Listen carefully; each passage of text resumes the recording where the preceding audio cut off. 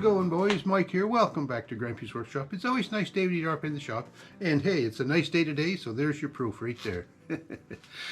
So today's video is about my MTD Gold estate car lawn tractor. I've been having nothing but problems with carburetors on this tractor for, well, since I started rebuilding it. But it's suffice to say that I wasn't happy with offshore carburetors, all right? So when I was online different times, watching YouTube, of course, and checking reviews, I found HIPA, H-I-P-A, HIPA. HIPA parts were getting good reviews, and in particular, carburetors. Good reviews on carburetors from HIPA. So I thought, all right, I'm going to order a HIPA carburetor. Now, the offshore carbs, they're pretty cheap. You can get them for around 20 bucks Canadian. And you can go all the way up to an OEM carburetor for, I think I saw one for $139. So anyway, I didn't want to spend $139. I'm not going to order another Chinese knockoff. So I ordered this HIPA, and it came in. HIPA, I think, originates in the USA, or their business offices at least, and they don't ship direct to Canada. So that was kind of a hurdle I had to get over. But anyways, I managed to discover a way that I could order one and get it shipped to me here in Canada. It wasn't the knockoff ones from China, and it wasn't an OEM one. It was the middle of the road one, I thought, and I thought, hey, this is going to be the answer. And like I say, I've had good reviews, or heard good reviews, about HIPA parts and pieces. Anyway, the carburetor showed up here the other day and stamped right on the side of the box, made in China. Well, that kind of disappointed me, but I already bought this thing, spent some money. I'm not sure how easy it would be to send it back, so I said I'm going to give it a try. HIPA are supposed to be better parts, or according to the reviews, they're better parts. So I'm going to try this on my tractor, and then I'll know for sure. So that's what this video is all about today. I'm going to put a HIPA carburetor on my MTD Gold 17 horsepower Kohler Courage engine. See if it's any better. Let's go get her done. All right, this is a familiar sight, eh?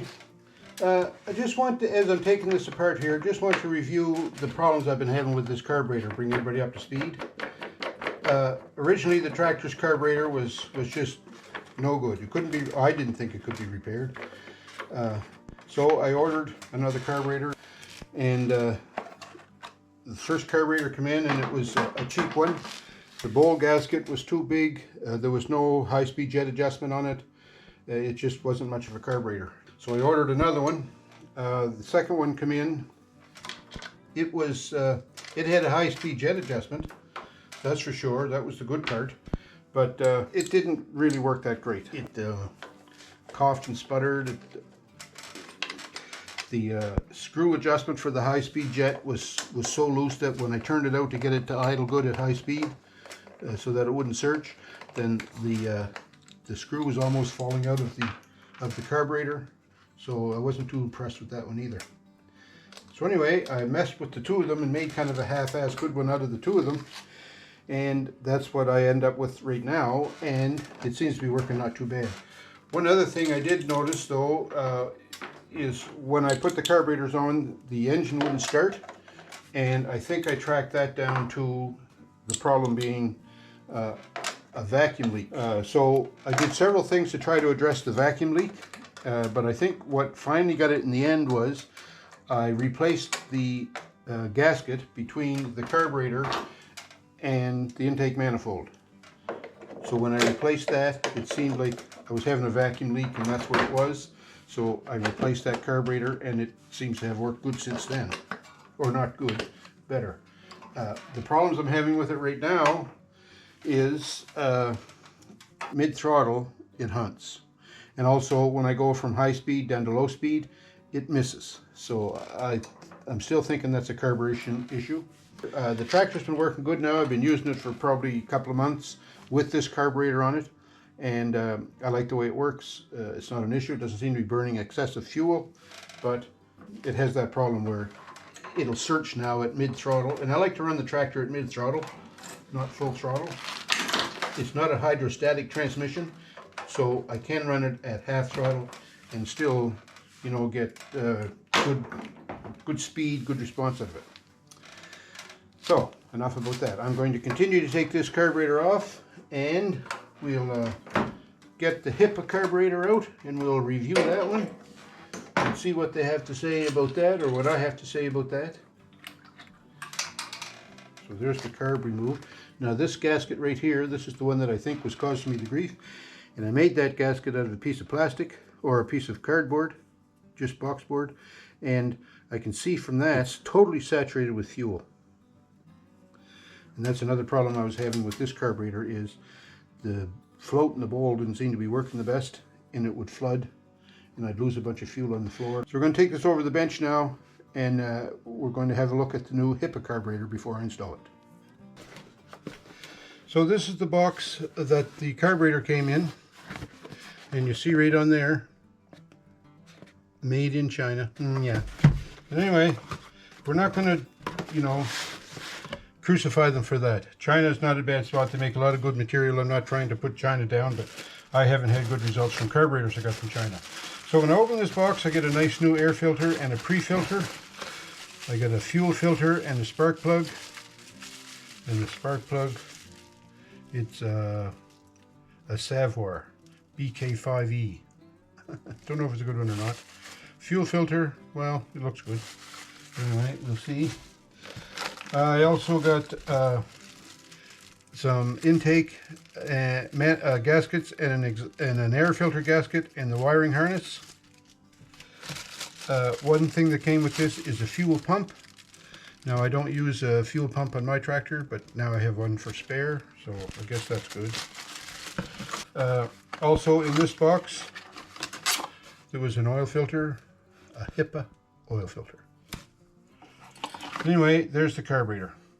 When I look at the carburetor, there's some things, first of all, I want to talk about this carburetor, because before I say anything good or bad about HIPA, I just want to say my first impressions. The carburetor looks nice. It has a cup on the fuel input to keep debris out of there. To me, that's high quality, right? They care enough about their product that they're going to protect it from contaminants. So that's good.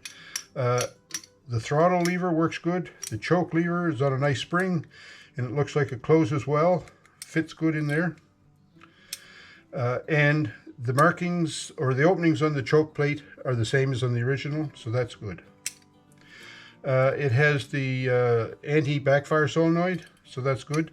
When I look at the carburetor bowl compared to other carburetors, this one is recessed into the bottom body of the carburetor itself. Now I'm going to try and look at the one that came off here to get the fuel out of it. Okay, when you look at this one, this is the latest one that I had on there. I didn't get all the fuel out of it. This is the latest, this is the carb I just took off. And you'll see that bowl sort of lips over the bottom of the carburetor body, whereas on the HIPA one, it's recessed into the carburetor body. So is that better or worse? I'm not sure, but anyway, I'm liking the look of it. One other thing I noticed right quick is there's no access to the high-speed jet adjustment, but that's just a brass cover, and I've discovered that you can pop those off, and there is a screw adjustment in there for the jet. I'm not going to touch that just yet because I don't want to mess with it. It says HIPA right on the side of it, so they're proud enough of their product that at least they put their name on it. So that's a good thing. I think that's good quality. So anyway, that's my first thoughts on the HIPA carburetor. I'm not even going to take this apart. I'm just going to take it over now and install it, and we're going to see how we make out. All right, we're going to install the new carburetor. So we're going to introduce the HIPA carburetor to the tractor. HIPA Carb, this is the estate car. Estate car, HIPA Carb. Okay, we should be good to go now. They sent a wiring harness along with it. Now I'm thinking, why would a company spend extra money to include a wiring harness when they're trying to sell their product as cheaply as they can? So I'm thinking, if they put the wiring harness in there, they must want me to use it. So I'm going to change the wiring harness. And it's not a lot of work to change it, so I'm going to change it. I'll do the other end.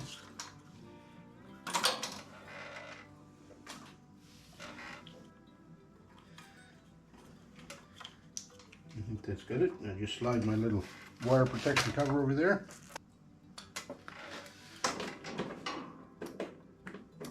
Oh yeah, I can hear it click. Okay, so now we put the intake manifold on it. Intake manifold gasket. Boy, that's not a loose fit, that's for sure. Alright, I'm going to put the throttle linkage on now. So this one, oh, one thing, on the old carburetor there's a little nylon insert that goes in this throttle linkage hole, so I have to go get that and put it on here. So there's the little part I'm talking about. And you know what, HIPA, if you're watching this, anybody from HIPA watching, these are the parts right here that will cause the job to go south. So they should include that instead of like a wiring harness maybe. Anyway, I got that in there. So now my throttle linkage arm goes in here. And then my throttle spring will go in the little hole beside it. Something like that. And then the choke linkage goes in here. And then this whole thing can slide in here. And then I can put my carburetor connection or anti-backfire solenoid connector on. And now we may as well put this gasket in here too. I take my protective cover off the fuel line, which I'm impressed with. Connect my fuel line. Slide my clip up there. Now I'm going to turn the fuel on too, just to see if there's any leaks. Okay, don't see any leaks.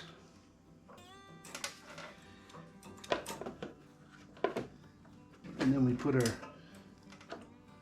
valve cover breather tube in there. And we put a nut on here. And I still don't see any leaks. And then there's a bolt that goes down in here.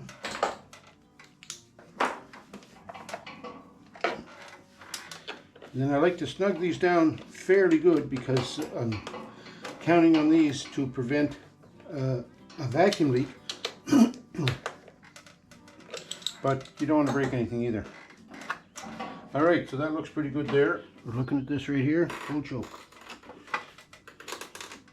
Oh yeah, she closes nice. I like that. Okay, put the air cleaner back on. The air cleaner cover back on. The first start with the HIPA Carb. Are we ready? Full choke.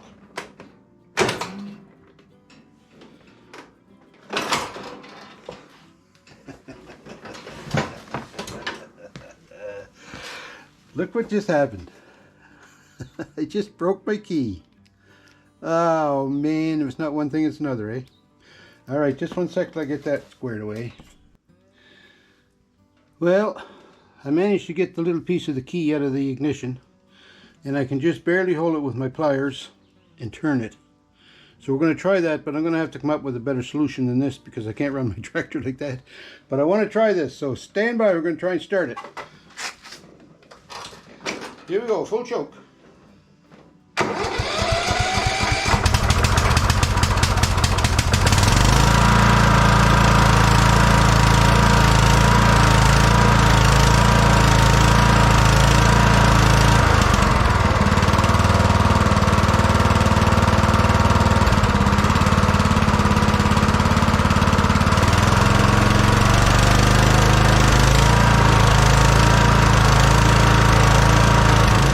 Well, I backed it out of the garage there so I could let it idle for a bit to warm up. It was hunting a little bit there just when I first started it up, but it was cold too, so we're going to let it run there for a little bit. It seems to be running pretty solid right now at high speed, so that's good.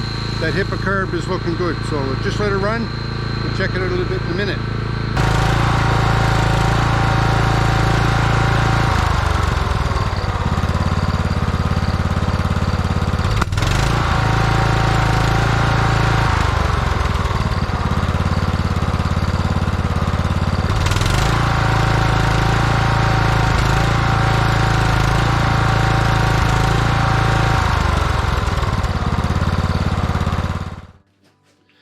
Well, now I think this HIPA carburetor is going to be the answer.